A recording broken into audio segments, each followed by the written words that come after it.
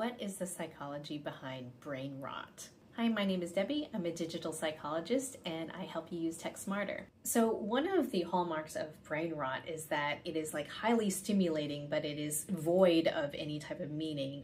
There's that physiological reason why you feel so gross after you watch brain rot. And so what happens is dopamine levels rise when you're anticipating something really interesting. When it is too high, your brain actually releases these things called dynorphins, which are trying to reduce the amount of dopamine in your brain to keep you at an equilibrium. So when you actually stop watching the content, you still have a whole bunch of dynorphins coming in to try to reduce that dopamine effect.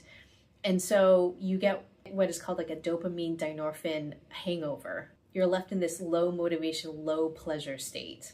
So that feeling that you get from brain rot and watching things that are overly stimulating is that you get this horrible crash because your brain is actually trying to reduce the amount of excitement that your brain is having. And so that's why you feel really bored and lethargic after you watch that type of stuff.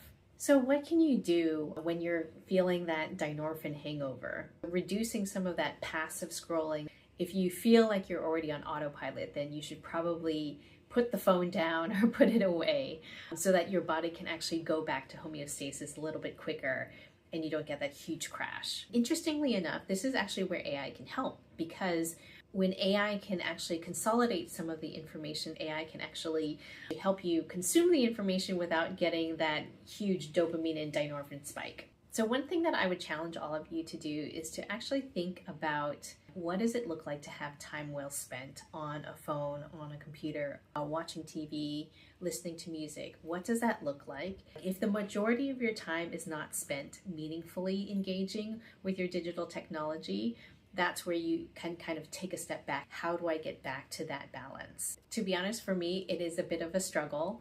And what I have found, when I am using digital technology and I'm sharing it with somebody else, those are instances where I feel like my time is better spent. Another thing, I will use an e-reader to read a book so that I can still engage with information and I'm still using technology, but it is not in that dopamine state. So I would love to know, what does meaningful time on your devices actually look like?